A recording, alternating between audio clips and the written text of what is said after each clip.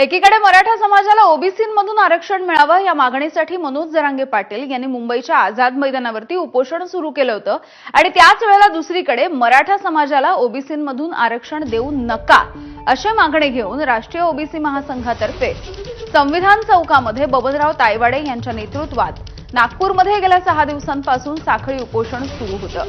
आज मंत्री अतुल सावे यांनी उपोषणाच्या ठिकाणी भेट दिली आहे। ओबीसी समाजाच्या 14 मागण्यांपैकी 12 मागण्या सरकारनं मान्य केल्याची माहिती अतुल सावे यांनी दिल्याच्या नंतर बबनराव तायवाडे यांनी आपलं उपोषण अखेर मागे घेतलंय।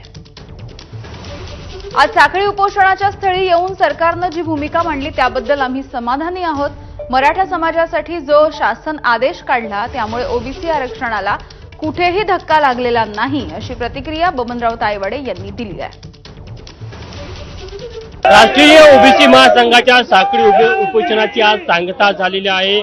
ओबीसी मंत्री अतुल सावे हे या उपोषणस्थळी आले आणि त्यांनी त्यांच्या मागण्या मान्य केल्या, त्यानंतर त्यांनी उपोषण मागे घेतलेलं आहे। मला एक सांगा की तुमच्या त्या प्रमुख मागण्या होत्या, त्या मागण्यांना घेऊन सरकारची जी भूमिका आहे त्याबद्दल तुम्ही समाधानी आहे आणि विशेष करून नवीन शासन आदेश निघाला त्याबद्दल शासनाने जो शब्द दिला त्याबद्दल तुमचं काय मत?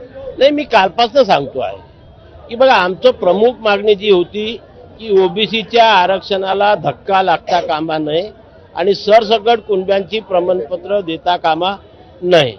मागच्या दाराने जात प्रमाणपत्र देण्याची तरतूद सुद्धा नाही आणि त्याच्यामुळे ओबीसीच्या आरक्षणाला धक्का लागलेला नाही।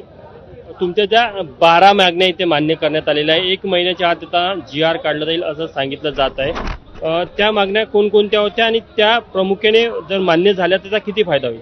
नाही, नक्कीच समाजाला फायदा होणार आहे। बाकी ज्या काही मागण्या आम्ही सर्व मांडल्या त्या सर्वच पदांनी मान्य केलेल्या आहे। मनोज जरांगे दावा करतात की मोठ्या संख्येने मराठवाड्यातील कुणब्यांना ओबीसीला फायदा होणार। नाही, कुणाला फायदा होईल ते त्यांनी स्पष्ट करावं ना। ज्यांच्याकडे ऑलरेडी वंशावळीनुसार जे नातेसंबंध येतात त्या नात्यातील कोणत्याही व्यक्तीकडे कुणबी जातीचं प्रमाणपत्र असेल तर त्याच्या इतर नातेवाईकाला कुणबी प्रमाणपत्र मिळण्याची सुविधा आहेत, आजही आहे।